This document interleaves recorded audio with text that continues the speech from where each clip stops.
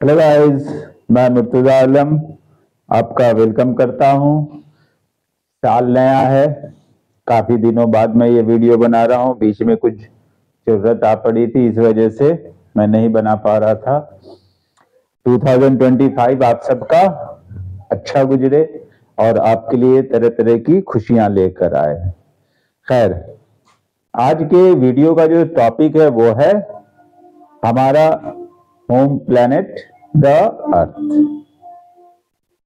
हम सब जानते हैं कि सन के बाद जो थर्ड प्लैनेट है वो है द अर्थ, जिस पर हम सब रहते हैं, लाइफ एग्जिस्ट करती है। जहां अब तक के जो इंफॉर्मेशन है उसके हिसाब से लाइफ सिर्फ इसी अर्थ पे एग्जिस्ट कर रही है और कोई दूसरा जगह ऐसा नहीं मिला है जहां लाइफ कोई दिखी हो।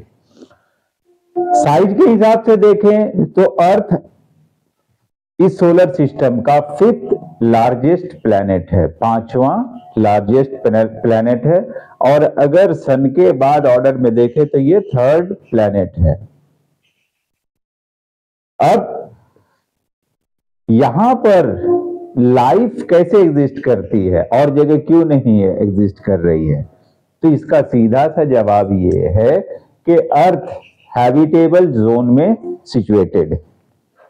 हैबिटेबल जोन वो जोन है जहां पर लाइफ एग्जिस्ट कर सकती है, जहां पे हैबिटेट हो सकता है। यानी ये सन से इतना भी दूर नहीं है कि बहुत ज्यादा कोल्ड होने की वजह से लाइफ सस्टेन करना मुश्किल हो, ना ही अर्थ के इतना पास है कि इतना ज्यादा टेम्परेचर हो कि लाइफ को सपोर्ट ना करे। ये हैबिटेबल जोन में है जहां पर लाइफ, इसको टेम्परेचर सही मिलता है और ये लाइफ को सपोर्ट करता है। ये हैबिटेबल जोन ये है। अगर इसके हम तो देखें, बाकी लाइफ को सपोर्ट करने वाली सारी चीजें जो वो सब यहाँ पे प्रेजेंट हैं, लाइक वाटर। अर्थ के सरफेस का ऑलमोस्ट 75% वाटर बॉडी से घिरा हुआ है, लगभग 70% वाटर बॉडी से घिरा हुआ है। आउटर स्पेस से इस वाटर बॉडी की वजह से ये ब्लू अपीयर होता है। दैट इज व्हाई अर्थ को लोग ब्लू प्लैनेट के नाम से भी बुलाते हैं। दूसरा, वीनस को अर्थ का ट्विंस कहा जाता है। साइज में लगभग दोनों आसपास ही हैं। यहां लाइफ को सपोर्ट करने वाले हर चीज पाए जाते हैं, चाहे वो ऑक्सीजन हो, चाहे वो वाटर हो, चाहे वो सनलाइट हो, हर चीज यहां अवेलेबल है। यही वजह है कि यहां पे लाइफ एग्जिस्ट करती है और हैबिटेबल जोन इसको सपोर्ट करता है। अब देखते हैं कि इसका साइज और डिस्टेंस क्या है। अर्थ सन से, ये मान लीजिए सन है, सन से तीसरा प्लेनेट है ये, जो कि सन से अगर देखा जाए तो लगभग 15 करोड़ किलोमीटर, जो कि 150 मिलियन किलोमीटर होता है, इतना दूर पे सिचुएटेड है। और सन की लाइट को अर्थ तक रीच करने में, पहुंच बनाने में 8 मिनट्स लगते हैं, जबकि लाइट की स्पीड हम सब जानते हैं 3 लाख किलोमीटर पर सेकंड के हिसाब से वो उसकी स्पीड है।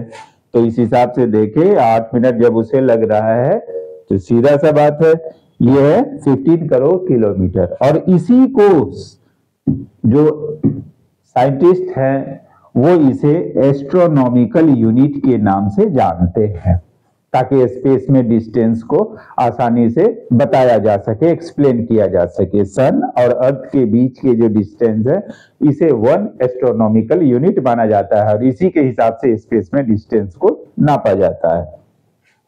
तो ये और ये ऐसी जगह पर है, इन दोनों में इतना टेम्परेचर होता है कि वहां लाइफ सरवाइव नहीं कर सकती, लेकिन ये ऐसी जगह पर है, इसको इतना टेम्परेचर मिलता है कि लाइफ सस्टेन कर सके, लाइफ सर्वाइव एग्जिस्ट कर सके। इसलिए कहते हैं ये हैबिटेबल जोन में है। अर्थ के अगर देखा जाए तो अर्थ के 3 लेयर्स हैं। सबसे अंदर कोर है। कोर 2 हिस्से में बटे हुए हैं, एक इनर कोर और दूसरा आउटर कोर। इनर कोर जो निकल कोबाल्ट का बना हुआ है, ये सॉलिड है, ठोस है, और ये सबसे अंदर है। उसके चारों तरफ मोल्टेन मैग्मा से बना हुआ आउटर कोर है। उस मोल्टेन मैग्मा वाले आउटर कोर के बाद अगला जो आता है वो आता है मैंटल, जो कि बड़े बड़े रॉकी पार्ट हैं। और सबसे ऊपर है क्रस्ट, जिसकी एवरेज थिकनेस लगभग 100 किलोमीटर माना जाता है, लेकिन हर जगह ये 100 किलोमीटर नहीं है, कहीं कम है कहीं ज्यादा है। और हमारे काम की हर चीजें यहीं पे पाई जाती हैं, हम इसी आउटर लेयर पे रहते हैं। ये तो हो गया अर्थ का डिस्टेंस, उसके लेयर। अब है कि अर्थ का साइज क्या है। अगर हम इक्वेटर पे जो इसका डायमीटर है इसको देखें तो ये 7,926 माइल्स, और अगर इसे किलोमीटर में देखें तो 12,760 किलोमीटर डायमीटर है इसका, अर्थ का।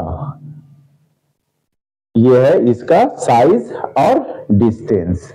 अब हम बात करते हैं इसके मूवमेंट्स के बारे में।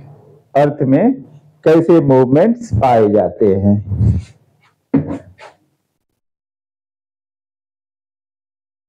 खासतौर से देखा जाए तो हम अर्थ में 2 तरह के मूवमेंट पाते हैं। एक मूवमेंट है अर्थ का रोटेशन। अर्थ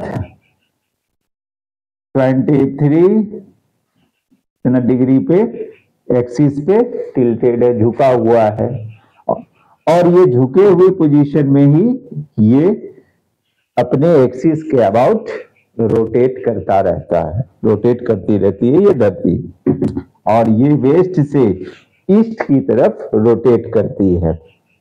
यही वजह है कि सनराइज सबसे पहले ईस्ट की तरफ देखने को मिलता है। ठीक है।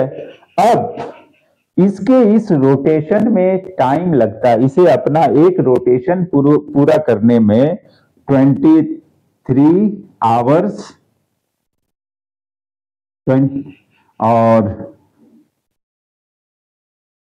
23.9 आवर्स लगते हैं इसे एक रोटेशन पूरा करने में।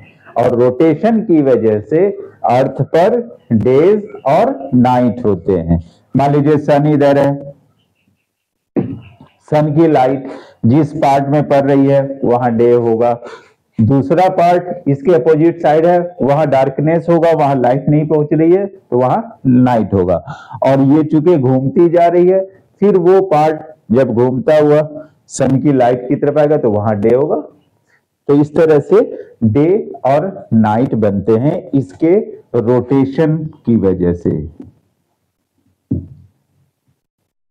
और रोटेशन में ये टाइम लेता है लगभग 24 आवर्स। अब इसका जो दूसरा मूवमेंट है वो है रिवॉल्यूशन, यानी अपनी ऑर्बिट पे सन का चक्कर लगाना। इस रिवॉल्यूशन की वजह से ही तरह तरह के सीजन हमें चेंज होते दिखाई देते हैं। आइए ये समझते हैं कि ये किस तरह से रोटेशन रिवॉल्यूशन सीजन को चेंज करता है।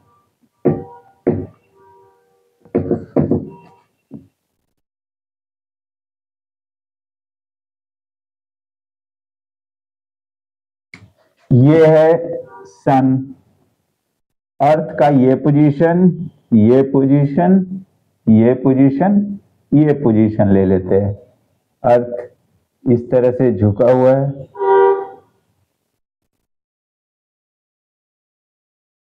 अब सन की लाइट सब तरफ हम देख रहे हैं। अर्थ जब इस पोजीशन में है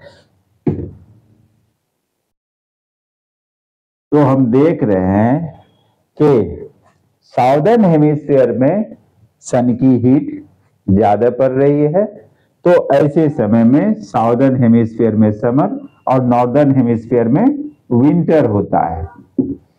फिर जब ये यहां से मूव करता हुआ यहां आता है तो यहां पर हम देखते हैं दोनों ही हेमिस्फीयर में लगभग बराबर ही जैसा मौसम रहता है। फिर जब ये मूव करता हुआ यहां आता है तो यहां हम देख रहे हैं इधर नॉर्दर्न हेमिस्फीयर में सन की हीट ज्यादा पड़ रही है, साउदर्न हेमिस्फीयर में नहीं पड़ रही है। तो ऐसे सिचुएशन में नॉर्दर्न हेमिस्फीयर में समर का सीजन होता है और साउदर्न हेमिस्फीयर में विंटर का सीजन होता है।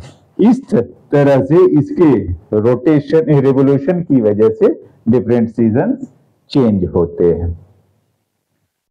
ये इसके मूवमेंट थे रोटेशन और रिवोल्यूशन, जिनकी वजह से डेज और नाइट बनते हैं और सीजन चेंज होते हैं। इसके अलावा अब हम बात करते हैं अर्थ के मून की। तो अर्थ के पास एक मून है जो अर्थ से लगभग 3,84,000 किलोमीटर दूर है, और ये मून इसको मिला था बहुत पहले कोलाइजन की वजह से।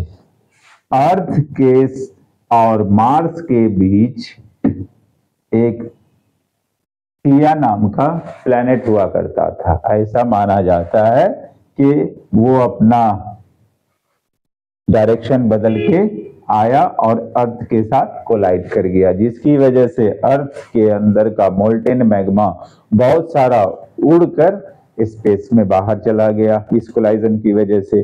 और फिर वापस वो धीरे धीरे ग्रेविटी की वजह से धीरे धीरे एक जगह जुड़कर एक बड़ा सा ऑब्जेक्ट बनाया, जो कि हम आज मून के तौर पे देखते हैं।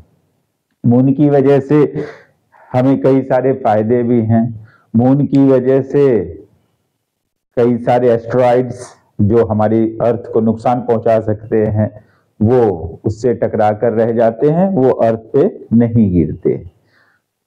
तो हमने देखा कि हमारा प्लेनेट अर्थ ये इस प्लेनेट का, इस सोलर सिस्टम का थर्ड प्लेनेट है ऑर्डर में। अगर साइज में देखें तो ये 5th लार्जेस्ट प्लेनेट है। अर्थ के चारों तरफ एटमॉस्फेयर है, उसने एक ब्लैंकेट की तरह इसे चारों तरफ से ढक रखा है। और ये जो एटमॉस्फेयर है इसे अलग अलग 5 लेयर में माना गया है, जैसे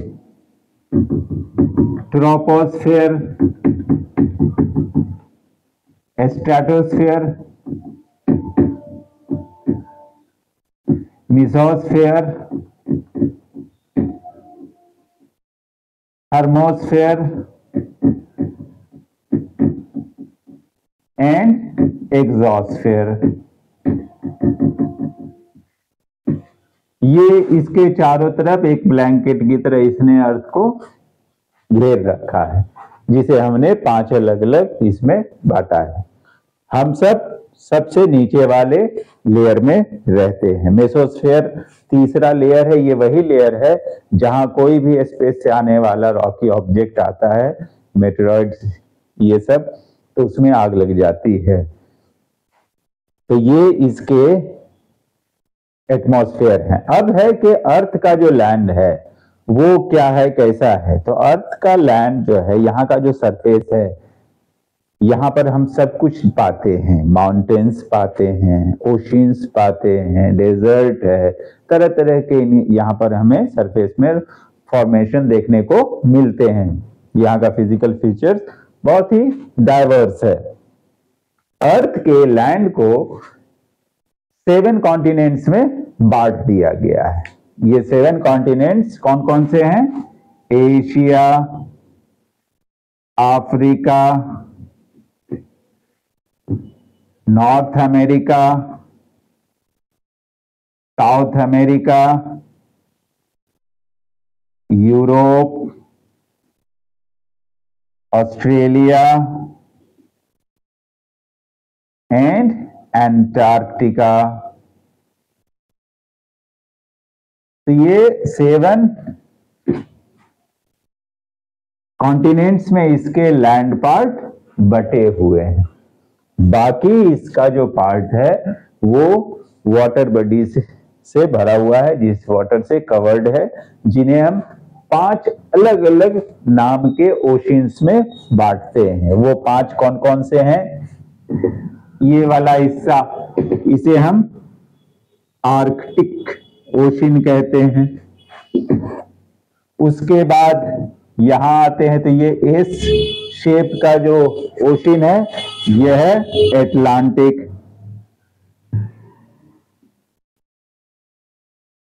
ये बिजिएस्ट ओशियन है, ट्रेड के मामले में सबसे ज्यादा बिजी ओशियन यही है।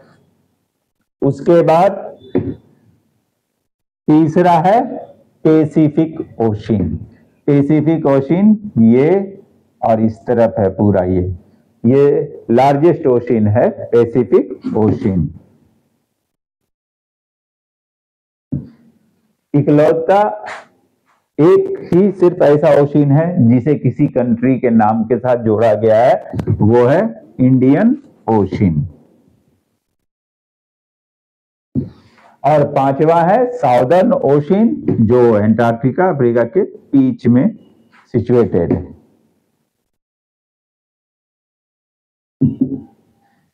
तो ये है अर्थ के सरफेस पे पाए जाने वाले ओशियंस और लैंड पार्ट, जिन्हें हम डिफरेंट कॉन्टिनेंट्स में बांट चुके हैं, उनके उस नाम से जानते हैं। तो मुझे उम्मीद है आप लोग अर्थ के बारे में बहुत कुछ जाने समझे होंगे और